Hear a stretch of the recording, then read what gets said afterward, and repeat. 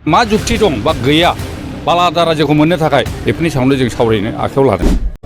खुलुमनाय थाबाय गिबियावनो जोंनि बिटिसिनि सिङाव जेसेबांनाखि जोंनि बर' रायजो राजाफोर दं बा बर' नङै गुबुन हारिफोरबो दङ बिथांमोननिसिम आंनि गोसो सिंनिफ्राय अननाय सिबिनायखौ बावग्रोनाय जाहैबाय।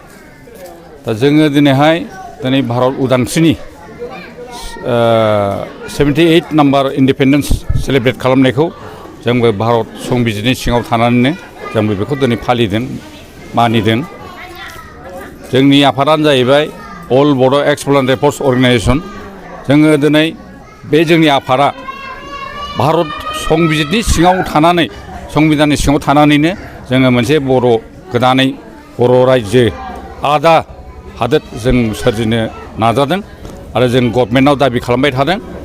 दा बेखौ जोङो जेसेबां दिन जाफुङा मानो जों बेखौ गभर्नमेन्ट अफ इन्डियानाव जोङो बिबाय थागोन आरो जों जुजिलांबाय थागोन आरो जोंनि लामायानो खान्थियानो जाहैगोन अहिंस निसिजों।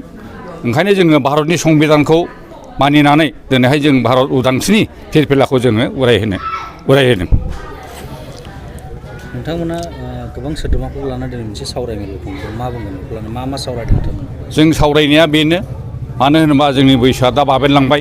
दा बाबेनलांदोंबाबो जोंनि जायनाखि थांखि, जोंनि मथ', जोंनि उद्देश्य, जोंनि खान्थि जों बेफोरखौ लानानै जों सावरायगोन आरो जोंनि रायजो राजाफ्रा माखासे बेले बेजे साननायबो थानो हागौ। बेफोरखौनो जों लासै लासै सुस्रांलांनो थाखाय जों सावरायमेलखौ जों लानाय जादों।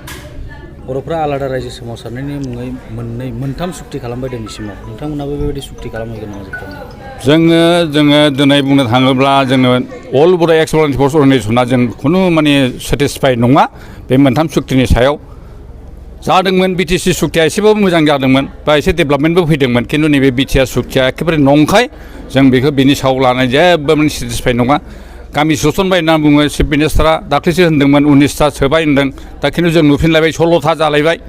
दा बेफोरनि सायावनो दिनै गभर्नमेन्टआ जोंखौ उल्थां फाल्थां थगायबाय थायो। जोंनि बड' मिडियामनि जेनाखि स्कुलफोर दं बेखौ दिनै लासै लासै फोजोबलांनो नागिरदों। जोंनि बर' जेनाखि इउनिभार्सिटि लेभेलाव थांनांगौमोन बेफोरखौ दिनै थगायदों। जेरावहाय बेकलग दं ट्राइबेल बेकलगनि ट्राइबेलफोरनि खथा बेकलग दं बेफोरखौबो दिनै सुफुंनानै होआ। बुंनो थाङोबा आरो दिनैहाय जोंनि 6 सिडुल एरिया हिसाबै नन ट्राइबेलफोरखौ होखारनांगौमोन, बेफोरबो होखारा। हाइ कर्टनि सुप्रिम कर्टनि अर्डार थासेयावबो दिनै जोंनाव बुंनो थाङोब्ला गुबुन हारिफोरखौ सोगासिनो दं। जायनि थाखाय दिनैहाय जोंनि जेनाखि एसेमब्लि कनस्टिटुन्सि बा एमपि कनस्टिटुन्सि बेफोरखौ दिनैहाय गुबुन हारिफोरखौ सोयै खानानै जोंखौ मोनसे माइन'रिटि बाङाय सानखावसो लांगासिनो दं। बेफोरखौनो लानानै जों दिनै सावरायगोन आरो जोङो मानि थाखाय मा जुक्ति दं बा गैया आलादा रायजोखौ मोननो थाखाय बेफोरनि सायावनो जों सावरायनो आखायाव लादों। नोंथांमोना आलादा रायजोनि थाखाय भारत सरकारजों खनबेसे सावरायगोन दिनैसिम? जोङो थाङाखै, खिन्थु जोङो अलरेडि 2023आव जोङो खनसे जानुवारि दाननि 12 जानुवारियावहाय जोङो मोनसे डिसिनि थ्रुयै जों मेम'रेन्डाम हरखांबाय। दा जों बावैसो सेप्तेम्बर लास्ट बा अक्ट'बर फार्स्ट उइकआव जोङो गभर्नमेन्ट अफ इन्डियाजों जोङो सावरायहैनो आखायाव लादों। दा बेवहाय जोङो रायजो राजानिफ्राय एफा एनैबाबो जों अनसुंथाइ बिनो लुबैदों।